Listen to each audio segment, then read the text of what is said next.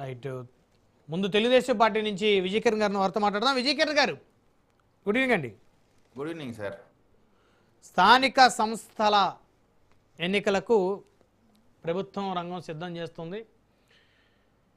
అయితే మరొక కీలకమైన అంశం ఏంటంటే అన్ని మున్సిపాలిటీలకి కార్పొరేషన్లకి ఒకేసారి ఎన్నికలు నిర్వహించాలనేటువంటి నిర్ణయం తీసుకున్నారు.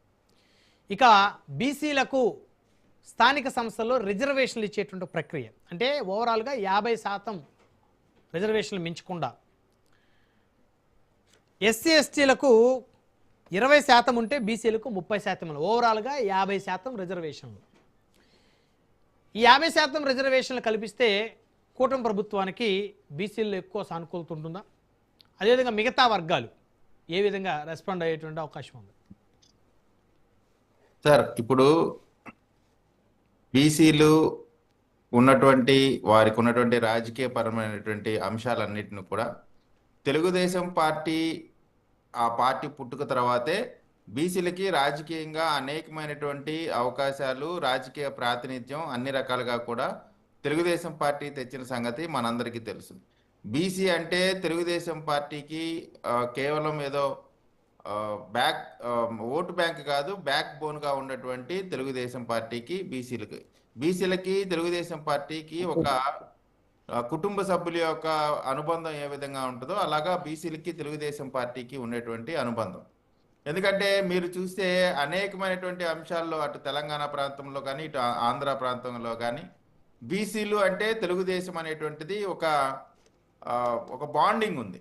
సో అటువంటి బీసీలకి రాజకీయ ప్రాతినిధ్యం ఎక్కువగా ఉండాలి అనేటువంటిది జిల్లాల వారీగా ఎవరు ఎక్కడ ఎక్కువ ఉన్నారు, తక్కువ ఎక్కడ ఉన్నారు దాన్ని బేరేజ్ వేసి ఏది ఏమైనా ఎండ్ ఆఫ్ ది డే బీసీలకి అధికమైనటువంటి ప్రాధాన్యత ఇవ్వాలి, ఆ రిజర్వేషన్ అనేది చట్టబద్ధత రావాలి. ఇక్కడ ఏదో మాట అంటం కాదు, దానికి సంబంధించినటువంటి ప్రాసెస్లన్నీ కూడా ఒక సిస్టమేటిక్ గా చేయాలి.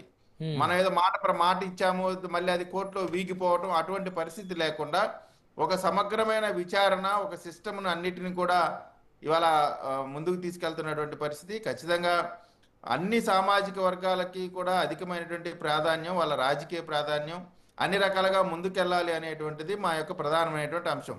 మొన్నటి వరకు వైఎస్ఆర్ కాంగ్రెస్ పార్టీ వాళ్ళు ఏమన్నారంటే అసలు మీరు లోకల్ బాడీ ఎన్నికలకే మీరు రారు, వాళ్ళు కనీసం అసెంబ్లీకి అంటే ఎమ్మెల్యేగా గెలిచి అసెంబ్లీగా రానటువంటి వాళ్ళు మేము వాళ్ళని చూసేదో భయపడి స్థానిక సంస్థల ఎన్నికలు ఏదో పెట్టమని మేము అత్యద్భుతంగా ఈ రోజున చూస్తే ఆంధ్రప్రదేశ్కి కావాల్సినటువంటి రాజధానికి సంబంధించి శరవేగంగా అడుగులు ముందుకు పెడతా ఉన్నాయి అభివృద్ధిలో. అదేవిధంగా సంక్షేమానికి సంబంధించి, విద్యకి సంబంధించి అన్ని రకాలైనటువంటి వాటిలో ప్రజల యొక్క మన్ననలు పొందుతూ ముందుకెళ్తా ఉన్నాం. ఇవాళ ప్రతి గడపకు కూడా ఎమ్మెల్యేలు ఇంటికి తిరిగి ప్రభుత్వం చేసినటువంటి ప్రతి మంచి కార్యక్రమాన్ని కూడా తెలియపరుస్తా ఉన్నారు. ఇటువంటి పరిస్థితిలో అన్ని వర్గాల వారికి మంచి చేయాలనేటువంటి ఆలోచనతో తెలుగుదేశం పార్టీ చేసినటువంటి ప్రతి పనికి కూడా ప్రజలు సహకరిస్తున్నారు. ఇక్కడ ప్రాబ్లం ఎవరితో అంటే వైఎస్ఆర్ కాంగ్రెస్ పార్టీ ప్రతి అంశాన్ని కూడా నేర ప్రవృత్తి, నేరాలు చేసిన వాళ్ళని ఓదార్పు యాత్ర వెళ్ళటం, ఆ ఓదార్పు యాత్రలో అమాయకులైనటువంటి ప్రజల యొక్క మరణం, ఇవన్నీ మనం రెగ్యులర్గా జగన్మోహన్ రెడ్డి గారు ఒక పర్యటనకి వెళ్తే ఖచ్చితంగా ఆ పర్యటనలో ఎవరో ఒకళ్ళ మరణం అయితే మనం చూస్తా ఉన్నాం. దురదృష్టకరం.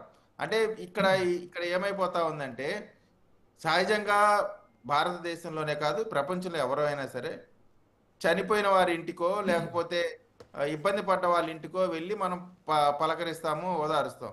కానీ ఇక్కడ నేరం చేసిన నేరస్తుడి ఇంటికి వెళ్ళి పలకరించి వాళ్ళకి ఓదార్పు ఇచ్చి మీరు ఏం పర్లేదు అద్భుతంగా నేరాలు చేశారు, మీ వెంట మేము ఉన్నాం, మనం రేపు అధికారంలో రాగానే ఎవరైతే మీ మీద కేసులు పెట్టారో వాళ్ళందరిపైన సరే మనం ప్రతీకారం తీర్చుకుందాం అనేటువంటి మాటలు చెప్తా ఉన్నారు. ఇవన్నీ కూడా ప్రజల్లో జరిగేటువంటి చర్చ ఏంటంటే సో వీళ్ళకి అధికారం ఇస్తే రాబోయే రోజుల్లో 4,000 రూపాయల పెన్షన్ ఉంది కదా, వాళ్ళు చేయలేమన్నారు, ఇవ్వనన్నారు.